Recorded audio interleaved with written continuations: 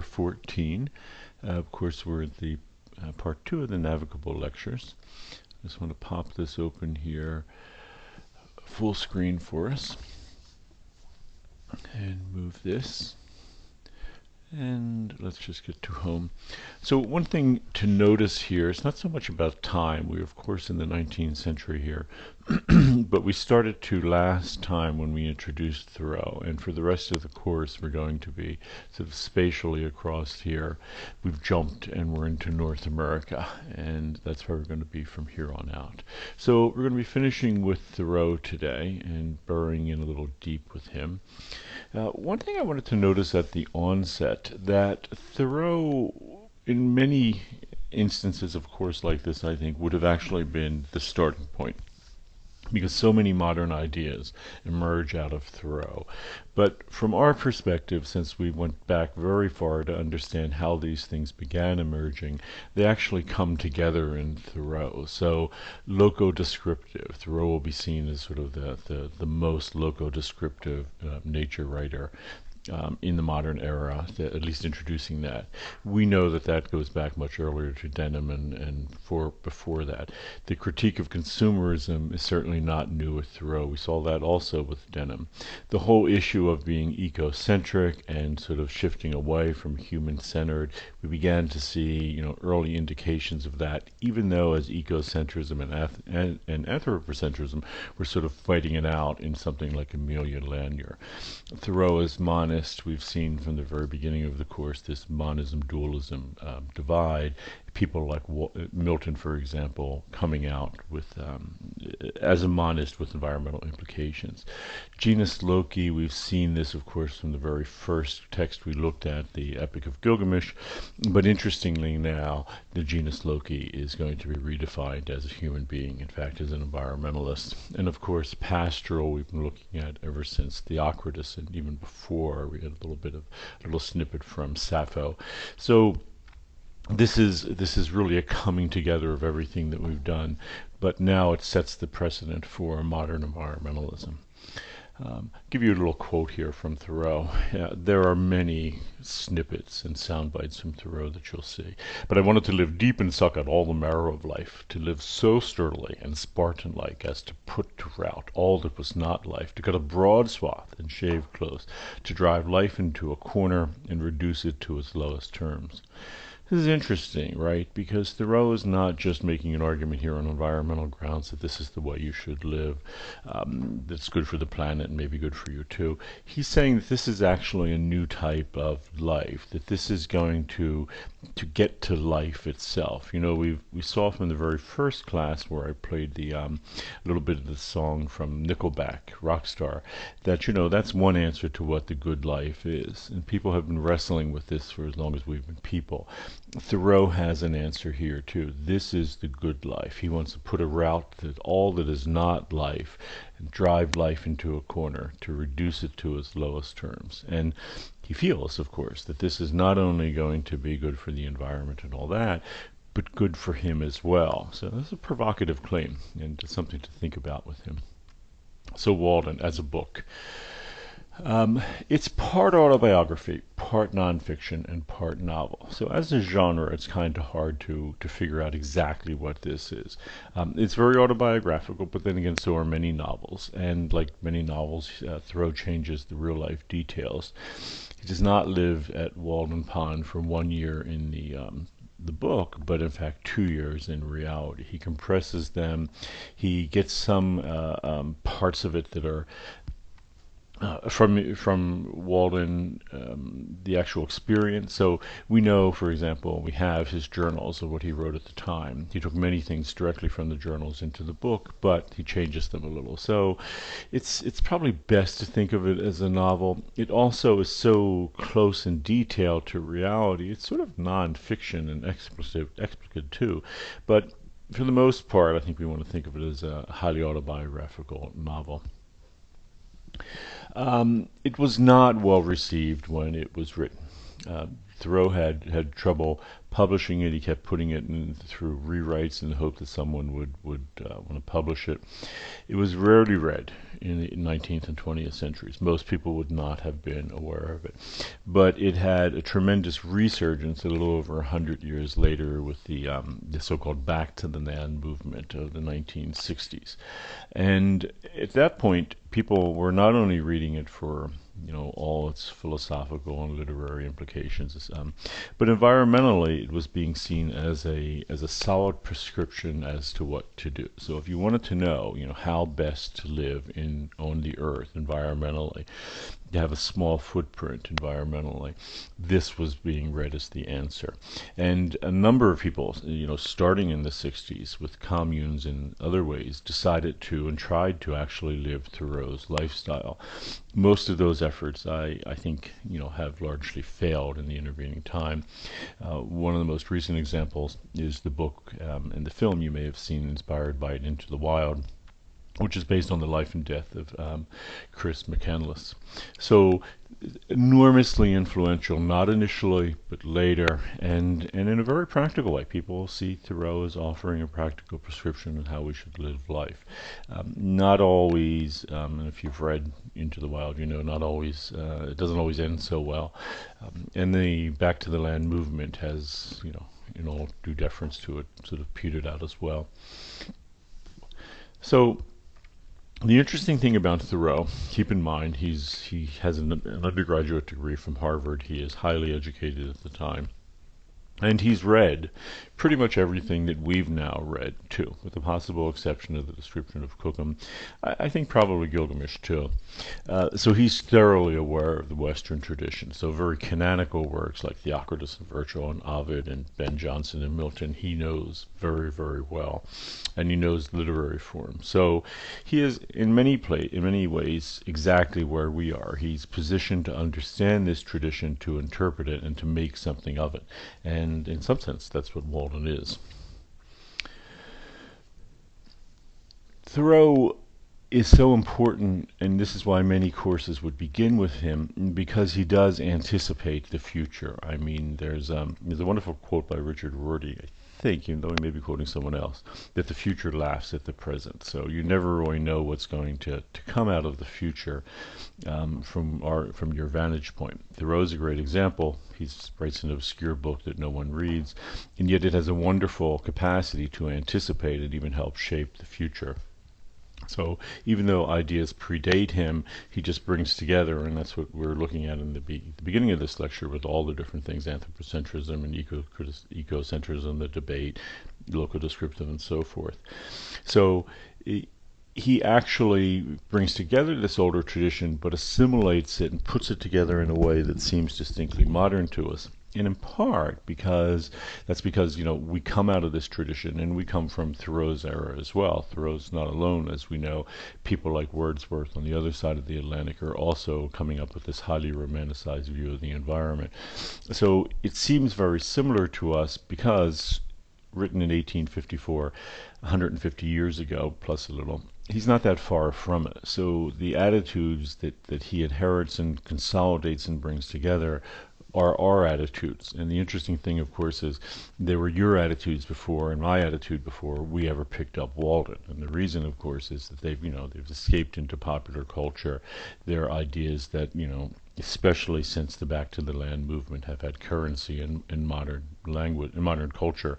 So we just have assimilated them, often unconsciously, and now we see them come back to us again with Thoreau, who helped consolidate them. There's sort of a little hermeneutic circle going on there.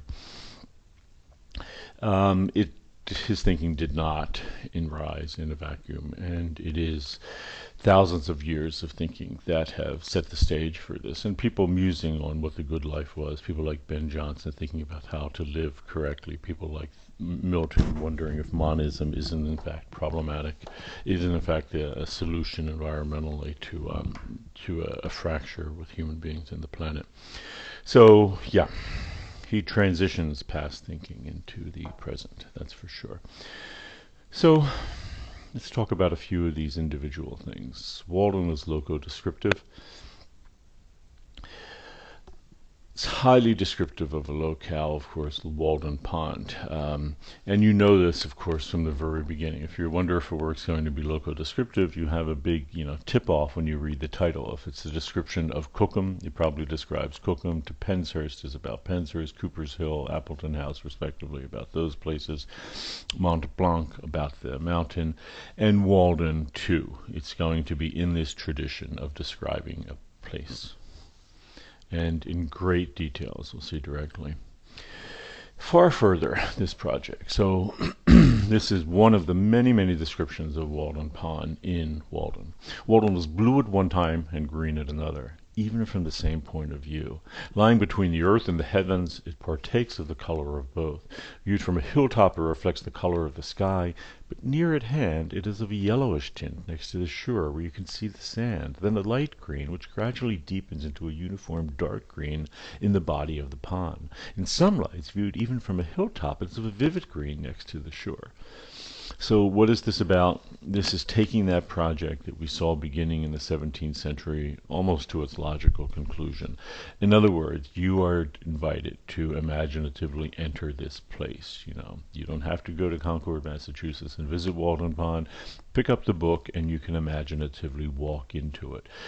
Amazingly, just with the power of description, which is now incredibly lush and lavish, you can imaginatively enter this place because it exists between the boards of a book, too. It's a fascinating project, and Walden, you can see it reaching its height. It goes beyond just description in this visual sense. So sounds also become a thing. The whistle of the locomotive penetrates my woods summer and winter, sounding like the scream of a hawk sailing over some farmer's yard, informing me that many restless city merchants are arriving.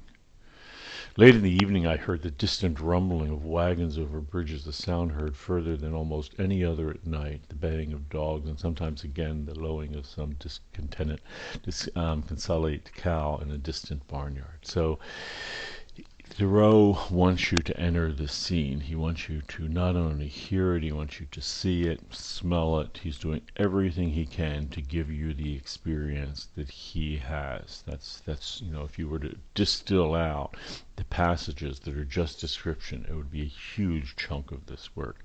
It's nothing at all like this in the beginning of this tradition. Go back to Penshurst and you'll see some description, but nothing at all like this. Interestingly, he uses onomatopoeia. When other birds are still, the screech owl takes up the strain like mourning women, their ancient ooh-la-loo. I guess that's what screech owls sound like to Thoreau. Their dismal scream is truly Ben Johnsonian. So if you're wondered if, in fact, Thoreau read Ben Jonson, I guess there's your smoking gun. He has. And he likes the sort of imagery that Jonson does with orally, with onomatopoeia. So he's doing everything he can to try to allow you to enter the scene, to describe it as best as possible. So consumerism. We, of course, saw this emerging already with Cooper's Hill in 1842. The mass of men live lives of quiet desperation. This is a very famous passage from Walden. Because, as John Denham had already realized 200 years before, their vast desires but make their wants the more. Both Johnson and Denham were going to be exceptionally concerned about consumerism. They are critiquing it here. As we saw with Cooper's Hill, our vast desires, become more and more because of advertising. We want to get these things. Once we have them, according to Denham, it doesn't make us happy. Thoreau is saying it's, the actual condition of life in modernity. We live lives of quiet desperation because, all these things are things that we want. We work hard, we get them, we're not happy by them. Thoreau already had, perceived this. This is a very modern thought, right? So by the time you get to the 60s generation, part of whom goes back to the land, you have people again and again and again selling this idea, even before people like, in fact, Heidegger even talks about it. But this is in ways where this comes from, but from our point of view, it's interesting to see that it is on environmental grounds that Thoreau is concerned about this. So, we saw in Cooper's Hill, I see the city in a darker cloud of business than of smoke, referencing the air pollution problem. But importantly, from Thoreau's point of view, where men like ants toil to prevent imaginary wants, yet all in vain. This image Thoreau takes seriously. He decides, coming to the realization that this is what consumerism does. It gives us this life of quiet desperation where we toil like ants to prevent imaginary wants, the ones that marketing tells us we need these things, and then we try to satisfy them all in vain. Thoreau decides to step out of it. He decides as best he can to step away from the consumer project altogether. And from our point of view, again, interestingly, because it's in part on environmental grounds. Yeah. What's interesting is, of course, that Denham noticed that this is a problem, right? He's fully aware of it. Does Denham do anything about it? There's no indication in his personal life that he does. Thoreau, however, absolutely does something about it. He decides to enact radical lifestyle changes, specifically in response to consumerism.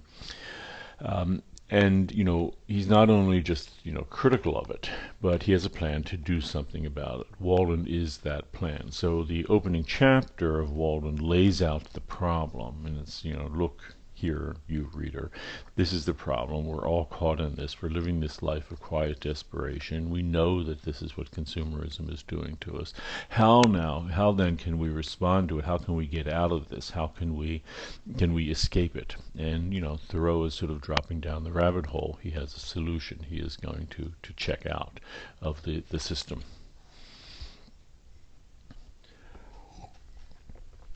You read Ben Jonson, you read John Denham 350, 400 years ago roughly. They don't sound that modern. I mean, there are hints of emerging modernity there. But Thoreau sounds like modern thinking because he's close to us. So already, even in the 1940s, the fashion industry was centered in Paris. Therefore, according to Thoreau, the head monkey at Paris puts on a traveler's cap, and all the monkeys in America do the same. So, there's a fashion show in Paris. It establishes the consumer ideal for that year, what's fashionable. Everyone all over the world, including America, quickly follows suit and dresses that way. So, he's saying that we're all sort of, aping that behavior. And, well, there's something to it, right? Fashion is from an environmental point of view kind of insidious. Thoreau will talk about this. Only because, it's fashionable. Clothes go in and out of fashion far sooner than that we wear them out. From an environmental point of view, this is a problem. If we wore our clothes out completely, they would, last, 4 or 5 times longer than they go out of fashion. Consequently, would need to consume 1/4 of the clothing we have. Consequently, to Thoreau, clothing factories have less to do with seeing that, quote, mankind be well and honestly clad than to ensuring that the corporations may be enriched. This is a critique of consumerism pointing right at the corporations already, sounding very modern, and from an economic, political, and legal sense, corporations are emerging on the scene, and this is how they're functioning. So again, companies that sell us all these clothes and set the standard for fashion, they do not care that we are being well clad and that we have good clothes to keep us warm and safe and all. That's not at all what they're about. They are just about being enriched themselves. In the last 20 years, and recently, from the year 1990 to 2012 now, there has been enormous changes to the fashion industry, suggesting very much the same, especially with large marketers of less expensive clothing, and even at the high end, increasing sort of iconic clothing, the cost of it. And it suggests, as it reaches sort of the global scale that it is, that Thoreau is absolutely right, that this is what it's about. It has nothing to do with caring about human beings being clothed, or very little, but it's really about increasing profit for corporations and stockholders. So Thoreau has a simple solution to it all. Beware of all enterprises that require new clothes. So if you can do a job and if you can go through life by wearing clothes that are not fashionable, that you wear jeans and a sweatshirt, you wear them out, and if you can do that, then you should probably think of how jobs like that rather than those that are requiring you to get caught up in this sort of endless fashion gristmill. So it's an interesting critique on Thoreau's part, and it does sound very modern. And from an environmental point of view, hey, he's on to something. Not only does he talk about the consumption of clothing, but about houses too. We saw this with Ben Jonson, the celebration of Penshurst as at least comparatively a much smaller home than the trophy houses at the time. Thoreau asks himself, well, what would the smallest possible home that you could have be? And that would be a box 6 feet long by 3 feet wide with some air holes drilled in it. Ultimately, he decides to go, be incredibly extravagant and build a house that's 10 by 15 feet. But the thinking is the same. What would it be to sort of step out of this crazy consumer model of wanting big houses and all that comes with them? And his idea is just to reduce it to the most basic of all things. This is not new. So we saw this in Upon Appleton House, where Marvell says, "Why should of all things man unruled such unproportioned dwellings build? The beasts are by their dens expressed." So animals are expressed by their den. Their den is just big enough for them. Birds contrive an equal nest. So birds don't build nests that are 20 times bigger or 5 times bigger than they need. They're just big enough for them. The best example is the low-roofed tortoise who dwell in cases fit of tortoise shell. So that's a house so small it just fits the body. No creature loves an empty space. No creature, according to Marvell, and I don't know enough about all animals if he's 100% correct, but most animals have a space just big enough for them. They don't want anything bigger. Their bodies measure out their place. That, in fact, is what we just saw with Thoreau. His body would measure out a place 4 by 6 by 2 feet. That would be the perfect size. But human being, superfluously spread, demands more room alive than dead. So Thoreau actually takes this, and Thoreau probably knew upon Appleton House, to its logical conclusion, saying that he wants the same amount of space dead as alive. And if you thought about the previous suggestion, 6 feet long by 2 feet wide is the size of a coffin. And Thoreau is saying, I could live in a coffin, just make sure I have air holes because I'll still be alive. That's taking this thinking to its logical conclusion. Thoreau, of course, entertains it, but then goes a little larger. But he does raise a great question here, the one raised by Marvell. No creature loves an empty space. Their bodies measure out their place. Human beings, maybe unique among animals, probably not. I'm sure there are examples that aren't. But human beings certainly love this extravagance of space. And of course, from an environmental point of view, this is horrible to have a space, 40 times bigger than we need. Gives us an impact on the planet, a footprint in all sorts of ways, including obviously a carbon footprint that's 40 times greater than we need. It's just, as both Marvell intimated and Thoreau, drove home, it's just a crazy idea. This is Thoreau's cabin. This is how it would have looked about 1945. This is not the actual cabin here. This is a reconstruction that was built so that when you go to Walden Pond, you could see what the cabin looked like.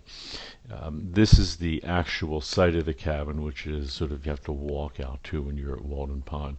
This, in fact, was discovered in 1945 by an amateur archaeologist. This is the reconstruction. This is how it looks inside.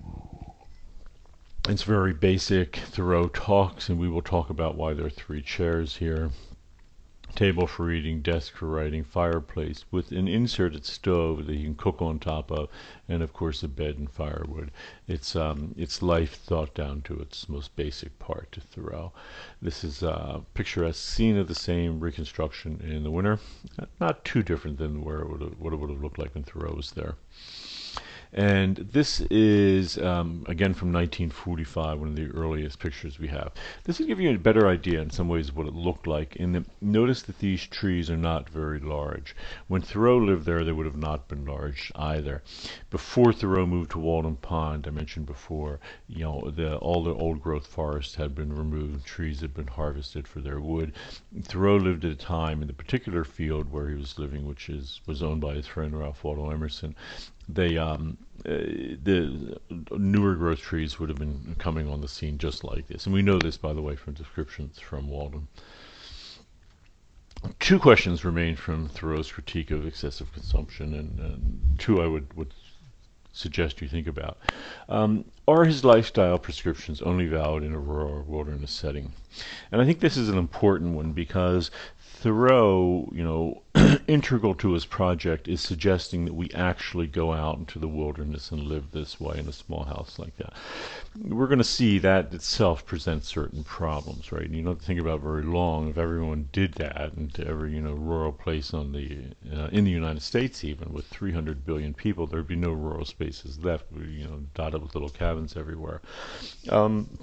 Is it only valid if we do that? So his critique of consumption, his critique of the fashion industry, why does that have to be tied into this rural project? You could decide to rethink the way you clothe yourself in a way that doesn't give in to the capitalist project and is more environmentally sound. And you could do that anywhere. You could live in a suburb and doing that, and furthermore, with the house, for example, increasingly now people are rethinking spaces. So people are living in urban locales in very small houses. There's a movement towards very small buildings now. I don't want to give any particular place to plug, but if you read something like Dwell magazine, you see that movement is happening, where people are radically rethinking what size of a house we need. And this is just sort of a Western thing, right? If you look at the traditional Japanese home, of course, Japanese isles are much smaller than the United States, yet even at the moment have, I think, approximately half the population of the United States. Those homes traditionally were around 400 square feet for a family of four, in which case each person, had average 100 square feet, which is less than Thoreau suggested. To put these in perspective, Thoreau is suggesting that he live in something about the size of a garden shed. Traditional Japanese home is about the size of a two-car garage, a small one. So it's something that you don't necessarily have to do in a rural locale. And this is something to think about. And also, he does express some pretty extreme ideas here. Do you have to do that? In other words, do you have to try to grow all your own food? Well, yeah, that would be great. But if you can't, then how do you act responsibly, environmentally as best you can, and not do that? So I suggest this second question only because many people will be put off by Thoreau's project, and there are obvious problems with it to the degree that he takes it. But it doesn't mean that he's not making useful suggestions, helpful ones. So, hey, if you read Walden and you just walk away from it doing nothing else but think about the way you consume fashion and products more generally, I think that's probably a very good thing environmentally, even if you don't take it as far as he does. So next, Walden as ecocentric. We've been talking about this all term. Both in description of Cookham and Penshurst, the environment is seen as centered on human inhabitants. So you especially see that we see it in both. The description of Cookham, the whole fear is that now that Margaret Clifford is leaving, the whole place is going to die. The place loves her there. It needs her presence to take care of it. And in Johnson, you see fish, jumping out of the stream, willing to be killed. It's not quite as problematic as I'm describing it insofar as, we do see an emergence of a Christian stewardship model of taking care of the place. The human beings are sort of in control, but nonetheless we have to take that seriously. But still still anthropocentric in certain ways. So Walden is different, and again, this is why it's such a watershed modern text, because Walden Pond and the areas surrounded by it are not there just for the benefit of human beings. Rather, all life there is equally served. In that sense, it is ecocentric, sometimes referred as biocentric, centered on the place and all life there. So Thoreau, you saw the photographs, the actual cabin is just a small human presence in the middle of a vast, not a vast, but a comparatively large wood. So the human presence there, what is it percentage wise? I mean, if you actually looked at the footprint of it in terms of the whole of Walden Pond area, gosh, it's far less than 1%. I would imagine it's less than 1/10 of 1%. Suddenly, the human presence is dwarfed by comparison to the non-human life there, and the non-human life Thoreau is going to celebrate, not just with descriptions of Walden Pond like we saw, but the animals there and everything. So it's moving far, far away from being ecocentric. We're going to talk about in just a moment if ecocentrism is still at work here, but at least comparatively, it is far less ecocentric than works that we've seen before. You know, there is a suggestion here with Walden that this is the sort of new paradigm for human beings, that the relationship that human beings have to the planet should not be centered on us, that we should acknowledge that we are just, one form of life among many others. And people who've read Walden have read it, allegorically in that way, is sending that message out. Again, it's kind of problematic because, with the population of the Earth being what it is, if we can no longer be 1/100th 1/10 of 1% of the planet's life. We are more than that, and increasingly so. But at least Thoreau wants to alert us to that issue and make us think about how this works.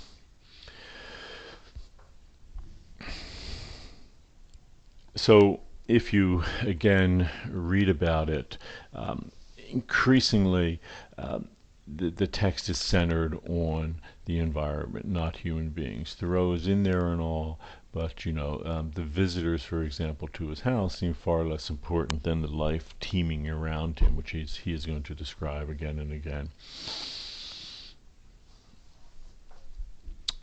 It's been argued, and I think probably Larry Buell's one of the first in a book called The Environmental Imagination from 1992, I believe, that Walden is almost a character in the work.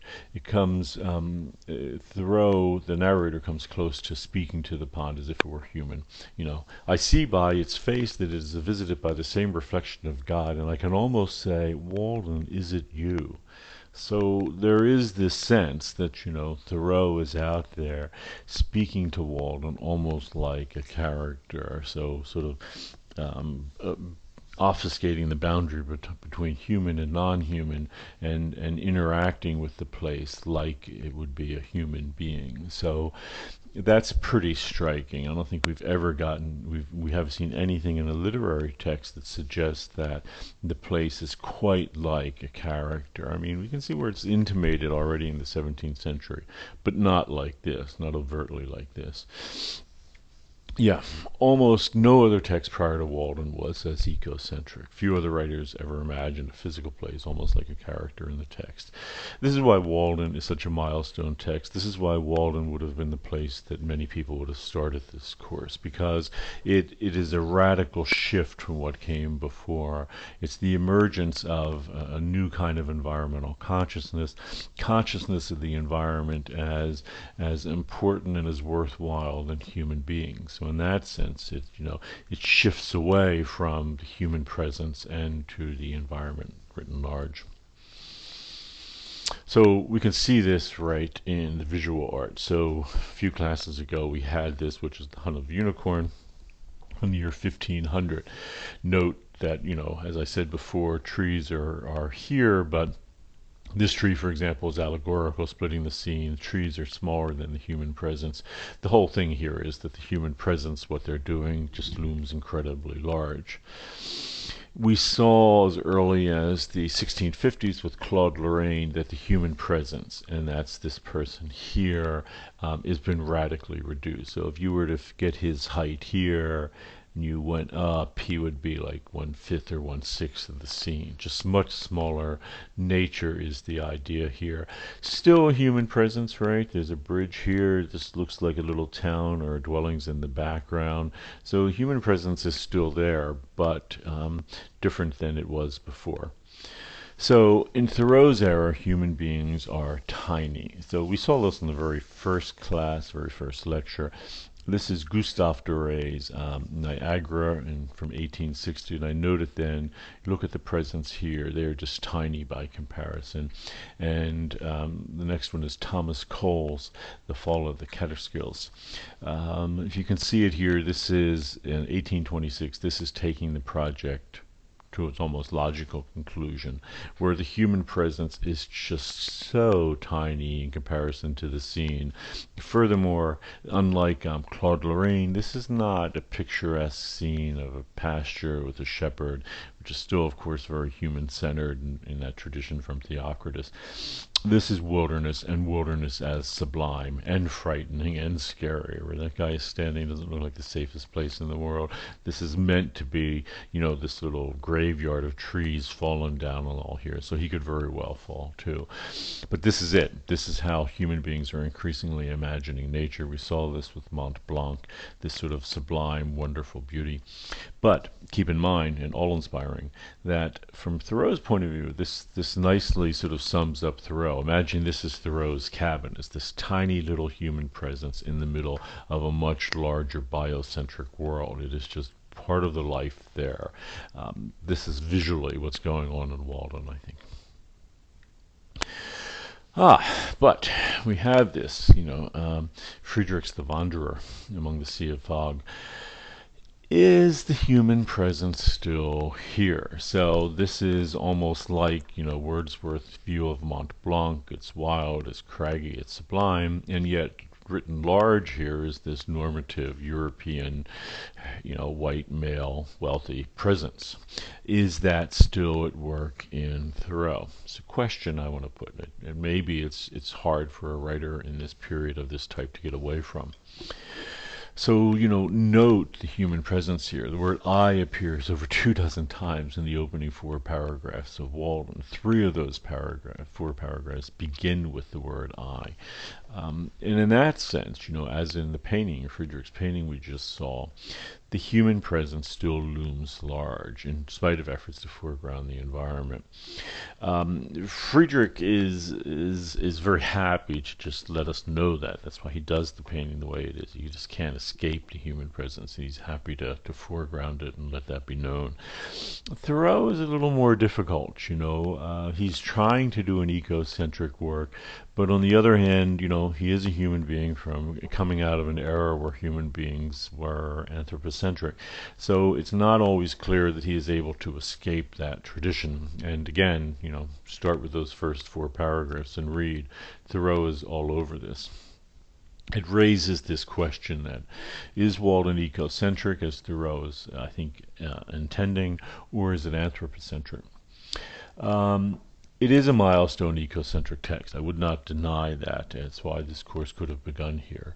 And, it's all about Thoreau, and if you look at it closely, it resembles his personal journals. But it's, also that fact destabilizes it as an ecocentric text. It's just very clear that it has human presence written on it. An example would be, referencing his journals here, this is a little aside, we know that Thoreau took many of the experiences that he recounts in the book Walden from his experience while living at Walden Pond. There's a very famous one, I think Larry Buell is the first to record this, or talk about it, where there's a mouse that Thoreau records having an experience, seeing in his house when he lived at Walden Pond. That's the actual experience he has that he writes about in the journal. The mouse sort of shows itself, it wants to come inside where it's warm, and that's how that is. If you read that experience in Walden, the book, it changes. if you compare, and you can do this by comparing the journal entry with the actual book entry, where now the mouse sort of comes up and plays this little game of peekaboo with Thoreau, and it's a very charming scene. People, especially when they first started writing about Walden in the 1960s, just loved it because it showed this wonderful close relationship that human beings can have with animals. Well, is that true? I mean, it is also very anthropocentric because it wants the animal, the mouse, to behave like a human being, to enter into a game that human beings play, in this case the game of peekaboo, and to be more human-like, not, scavenging food, but rather, having the time to want to play and all. So in that sense, Thoreau, there's anthropocentrism at work, because even when he wants to see a mouse, even when he sees a mouse, although in his journals, which is the way that he'll describe it later in life too, he wants to have that actual encounter with the mouse just the way it is. That's more ecocentric. It's allowing the animal to be what it is. But no, in Walden, he wants to change that and make the mouse more human, basically. I mean, don't get me wrong, it's not so far that this little mouse becomes Steamboat Willie or Mickey Mouse, but in a way there is that sort of anthropomorphic sort of developing of character like a human being. So something to think about here. So more generally, we can return to this issue of ecocentrism and anthropocentrism together. So it raises the question, what we just said, is anthropocentrism in fact unavoidable for human beings? Many early environmental critics were critical of anthropocentrism. That's why they loved Walden, because they saw it as this, this milestone text that shifted away from anthropocentrism. But as Walden makes clear, if we look at it carefully, even a highly ecocentric perspective is shot through with human interests. And it does raise the question whether a pure, if there is such a thing, anthropocentrism, removing human beings from the scene, is not possible at all, even for Thoreau. So, we saw that Cole's painting of the very small presence of a guy on the precipice of a waterfall. That human presence, if we actually went back to that scene, if you want to go back to the Navigable Lectures later, you can, draw diagonals from either corner of the screen, and that human presence will be right in the center of the scene. Thoreau's work, highly ecocentric, sure, but again, read those first 4 paragraphs. The human presence, just like Friedrich's Wanderer, is large and in the center of the scene. It does raise this issue, and it's not just a literary or artistic issue of can you get away from the human presence, but it really does question how it is we inhabit the earth. Can we ever eliminate the human presence from the scene? But think about it. What does that mean? Can we eliminate the human presence from the earth? People have gone so far as to suggest that. So, speaking from a radical ecocentric perspective, 1990, a co-founder of Earth First, which is a radical environmental organization, Dave Foreman, called human beings a cancer on nature. To Foreman, the real solution is to take the project to its logical conclusion. Remove the human presence. Even that little guy in the center of the scene of Cole's painting, get rid of it. Critics immediately responded that this is worrisome. And it was also held, as critics suggested, by Nazis in Germany, who began exterminating people in part because they were seen as a cancer on the earth. If we won't get to it in this class, but if you look at, from an environmental perspective, the underlying ideology of Nazi thinking, which is a frightening thing to do, it's disturbing. On the one hand, some of the earliest animal right legislation in the world comes from Nazi Germany. Nazis considered the German land sacred and special, and moreover, Nazis argued that the ideal life, and the problem is that Heidegger also suggests this, that the ideal life is one lived by like rural peasants who live a pastoral life close to the ground, to the land. And what is just the opposite of this rural life that's been situated there for hundreds of years?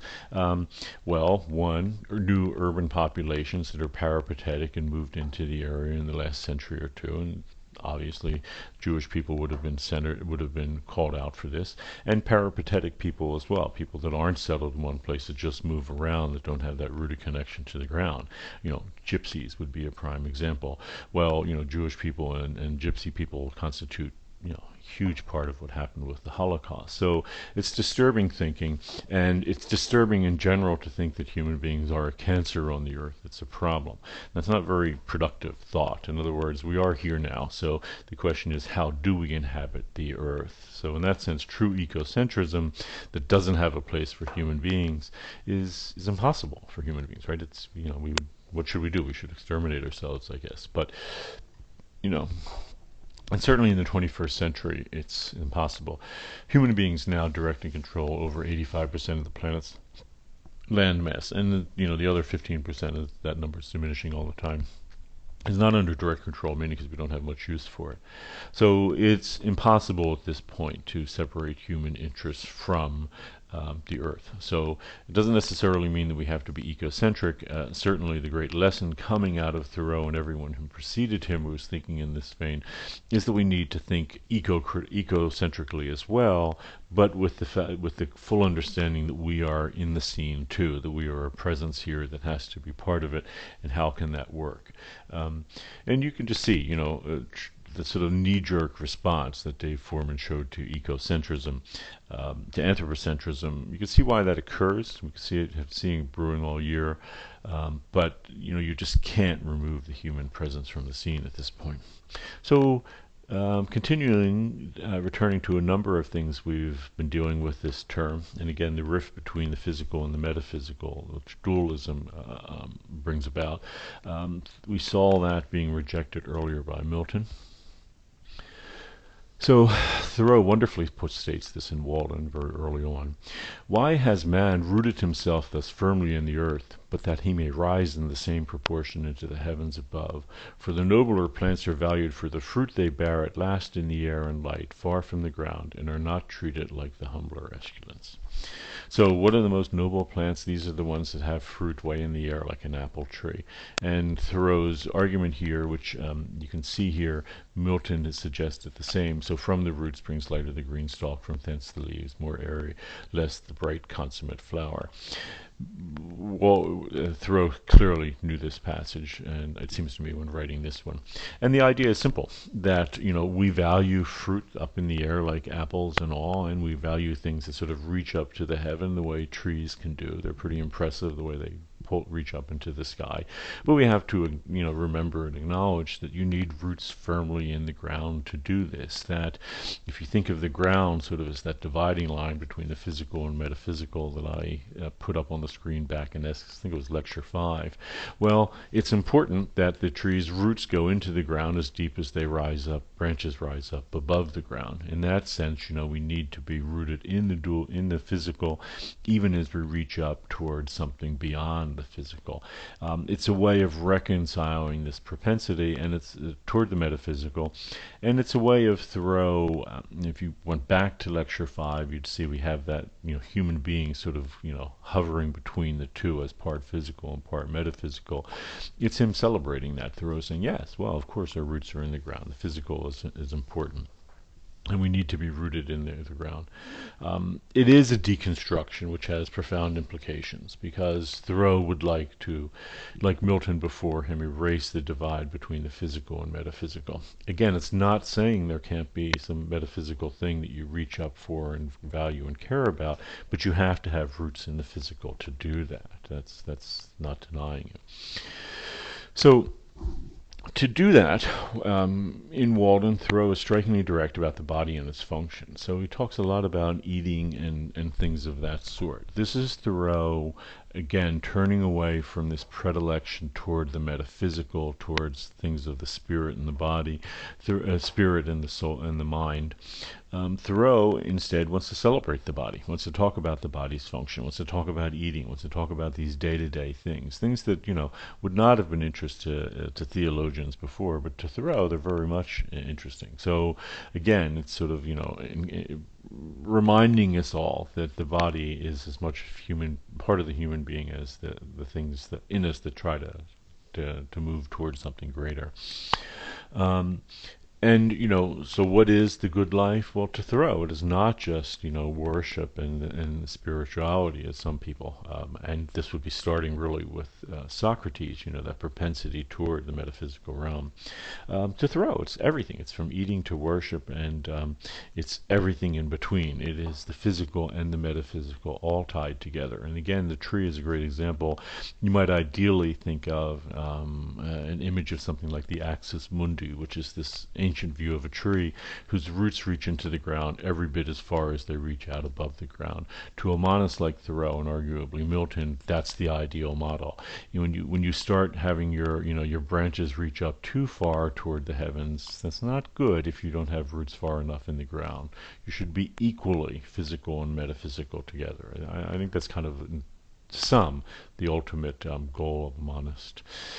Thoreau then, starts talking about things like eating and all. And one thing he does, in a great deal here, he talks about his interest in vegetarianism. And he says, like many of his contemporaries, this is a movement now. I had rarely for many years used animal food, not so much because of any ill effects which I had traced to them. So it's not that it makes me unhealthy, it's because they were not agreeable to my imagination. The repugnance to animal food is not the effect of experience, but is an instinct. So Thoreau is saying here it's not that he's not eating animal foods because, he doesn't think they're healthy. This bothers him. The whole idea of it, his imagination, his thinking that, you have to kill another being is repugnant to him. And this, he thinks, is a basic instinct. The suggestion is, of course, that it's not an instinct to eat animals, but that itself is the effect of experience. As children we're raised eating animals and animal products, we think nothing of it.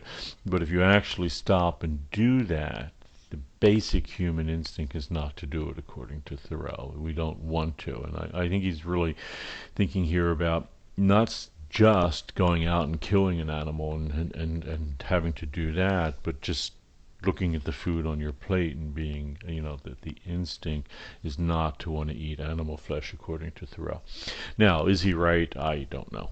But you can see how Thoreau is merging together this sort of ecocentric perspective and doing it in a very direct way. I mean, he's thinking about, the kind of things he does that people hadn't thought much about before, like how we're eating. The narrator in Walden then is very much a proponent of eating locally. He only wants to eat what is there. By the time Thoreau gets later in his life and he's putting together another book which never was published, which I believe has now been published, called Wild Fruits, he's very clearly writing against things like, which was becoming increasingly common at the time, eating imported and tropical fruits. He talks about the problems with bananas and oranges and traveling so far and all. So, you probably know this fact. The average fruit or vegetable travels about 1,500 miles before reaching our plates. So Thoreau borrows from his friend Ralph Waldo Emerson a famous notion, that of self-reliance, which includes the growth and preparation of his own foods and the rejection of imported foodstuffs. So not only does that show up in Wild Fruits, but if you were to read further than the passages we have to the Higher Laws chapter, you'll see Thoreau laying out the problems with imported fruits and vegetables and all, and why it's important to eat locally. I don't know that Thoreau fully understood the environmental implications of it or focuses on it, but of course we know today. So if food's traveling that far, it's problematic. Don't get me wrong, there are other problems too. Eating, large mammals and all, which require far more food to produce. Like 15 pounds of grain for 1 pound of beef. That's a problem too. But if you were to actually follow Thoreau's prescriptions here, one, abandon the eating of animals.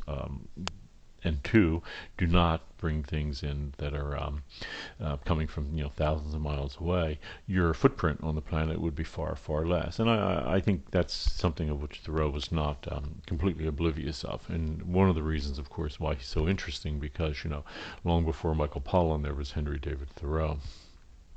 So genus Loci, we saw the genus Loci figures at the very beginning of the term.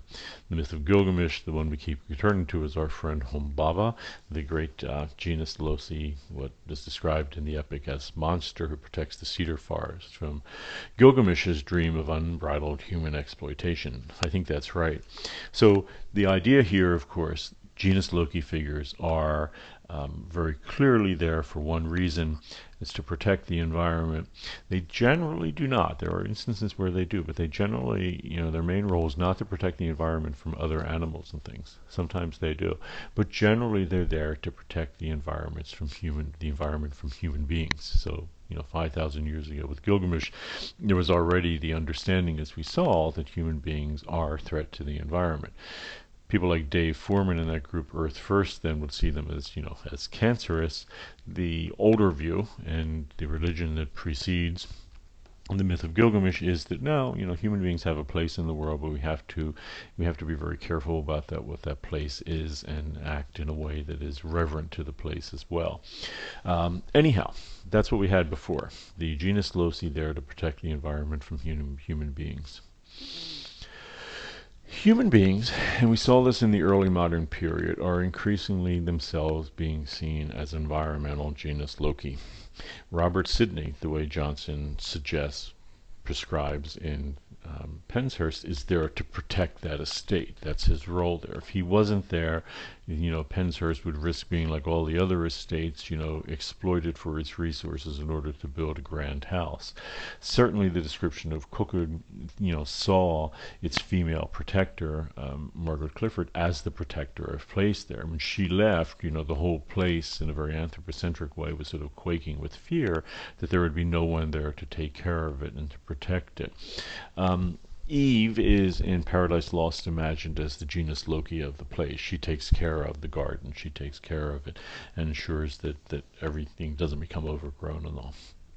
So here, a shift is happening. The genus Loci again the role of genus Loci is shifting to human beings who have the sort of environmental concern for the place, we would see.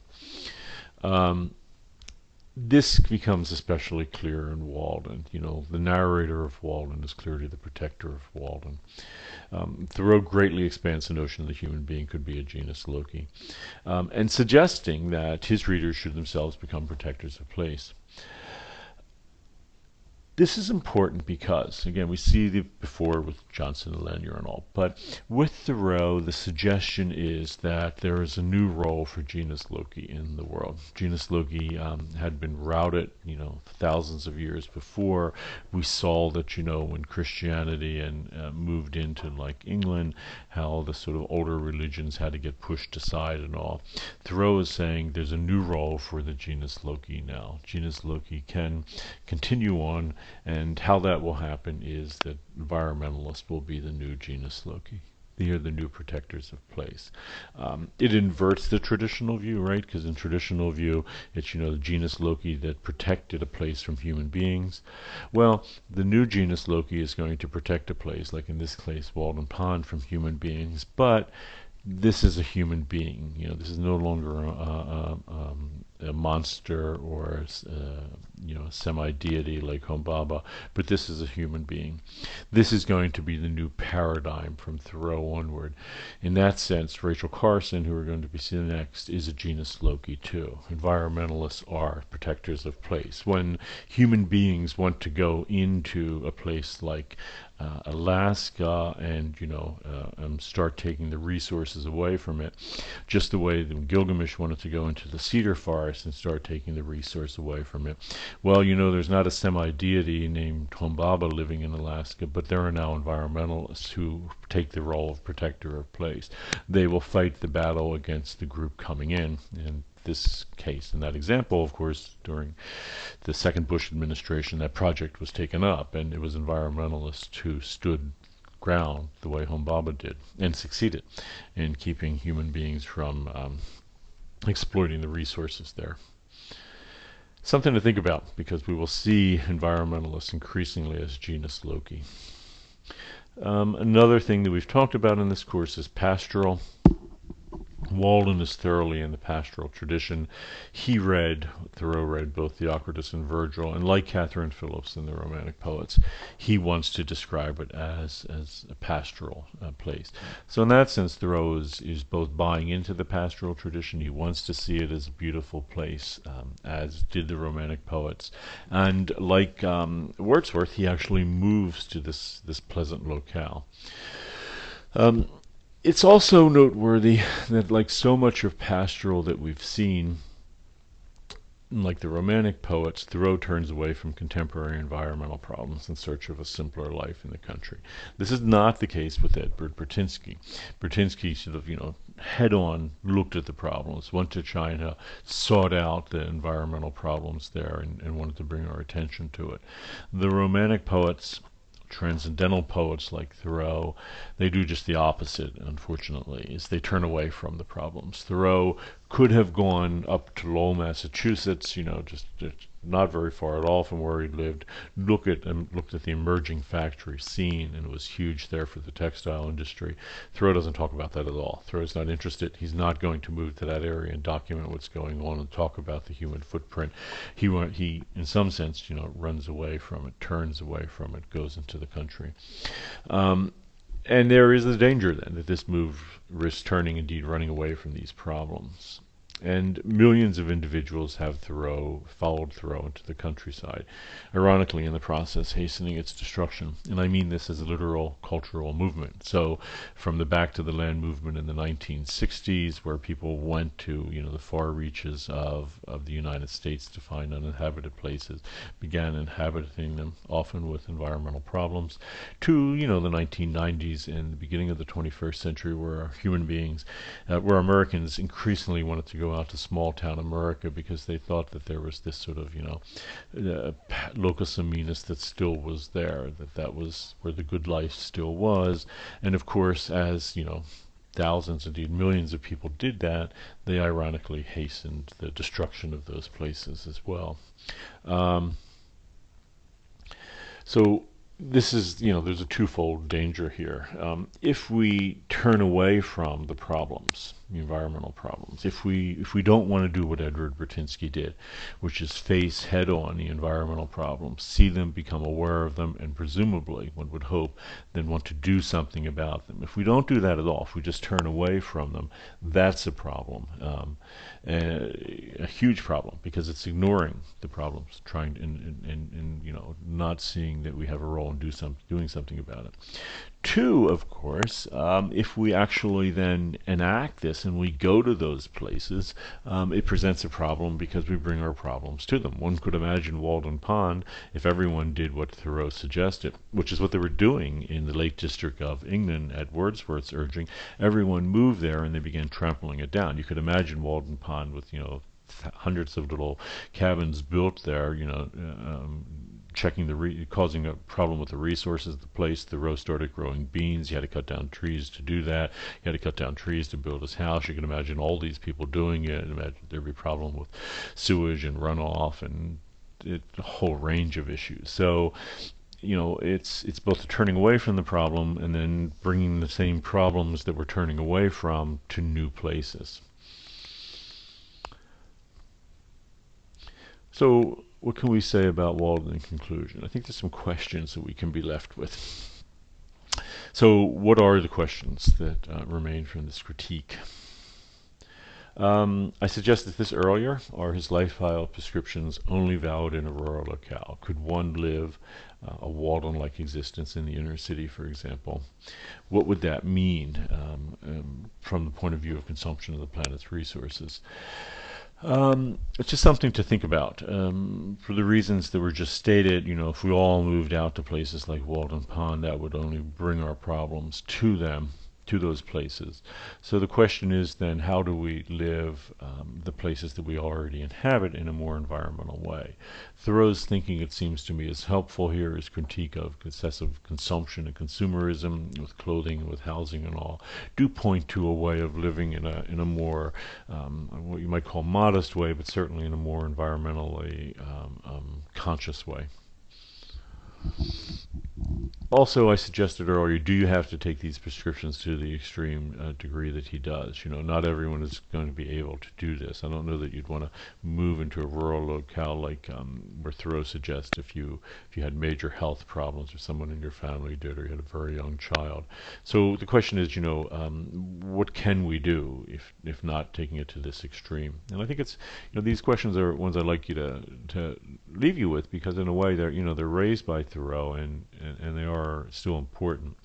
Um, Thoreau suggests a radically Spartan lifestyle. If you return to the quote which we began this lecture with, he wants to route life into a corner and he wants to live the Spartan way. Yes, but even Thoreau didn't live the Spartan lifestyle that he suggests. Even Thoreau, went back to the city, to the town of Concord repeatedly for Sunday dinner, and almost every day to visit friends and all. So, you know, can you live this way? Could families duplicate the lifestyle? Not necessarily Thoreau suggests, but that is he actually lives, So I mean, he's suggesting something radical, so radical he couldn't even do it. So, is it even possible? And should we do so on environmental grounds? I mean, is living in a cabin without, infrastructure and all out in the countryside really the best way to live? I don't know. I mean, these are questions I just put out there, and different answers abound, right? In the 1960s, back to the land movement, the answer was an unequivocal yes. It does come back to this basic question of how should we live? What is the best way of living? Thoreau offers an answer. In the 1960s, people, bought that answer hook, line, and sinker and saw it as the solution. I don't know that it's clear that it is the solution today, but it does raise the question: what is the solution? What is the answer we should be seeking? That is not written in Thoreau. It's something that he encourages us to think, I think. And yeah, what do we make of the fact that SUV advertisements promise to literally take us to the sort of places that Thoreau poets and rather romantic poets wax poetically about? This is sort of takes this problem and writes it large. The fact that SUV ads promise to take you off the beaten road to some place like Walden Pond, you could only get there by way of the SUV, and of course in the process they destroy the place that they go to. They couldn't be a greater icon of the difficulty here. And so on one hand, the pastoral tradition sets us up as wanting to go to those places, appreciate them and all that, and yet in a large scale we're destroying the planet and doing it, since they're emitting so much carbon dioxide in the process, and literally the big rough tires they have literally are ripping up the ground that they're going to and marring it. So they sum up the problem here of if you want to romanticize an environment and then go to it, you very well may destroy the thing that you romanticized. And then we've been talking about this all along. Would Thoreau's prescriptions actually harm the environment if millions of people did what he did?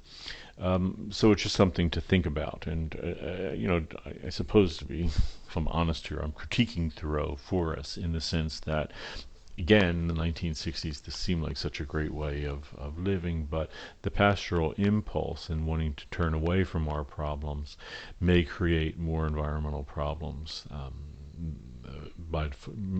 just create more environmental problems than were ever there before. A different approach, of course, is Edward Burtynsky, who just wants to face these things head on, not turn away from them, go to the problem, make us aware of the problem, then maybe we'll do something about the problem. It's not escapist the way that SUV ads are, and in some sense Thoreau is as well. Now, how does this compare to the anti-pastoral impulse of Edward Burtynsky, which has advantages over the other? Does Burtynsky's approach avoid the dangers that we have often seen with overly romanticized in the countryside? So, there is a great deal of good that comes out of Thoreau and Wordsworth and others. By romanticizing those sort of locales, it creates and gives us an environmental consciousness. There's no doubt about that at all. And that's important. And, it makes us aware of why they're valuable, why they should be saved, coming out of the sort of thinking that Thoreau was putting together. Within half a century, national park system is going to be put in effect. This is all a wonderful thing. But on the other hand, it is a running away from the problem. The anti-pastoral, which is, to turn and face them, that Bertinsky suggests, is another alternative. So I guess I just want to throw out the question of how the two work together. For the rest of the term, we're going to be seeing this intersection, both with Rachel Carson, Al Gore, and others. So it is something important to think about. So that concludes lecture 14, which is Thoreau. That also concludes our stop in the 19th century. We're going to be picking up in the 20th century with Rachel Carson, who in many ways is coming right out of the tradition that is suggested by Thoreau, and also very much pointing the way to the alternative suggested by Edward Bertinsky and others. Okay, so ends lecture 14.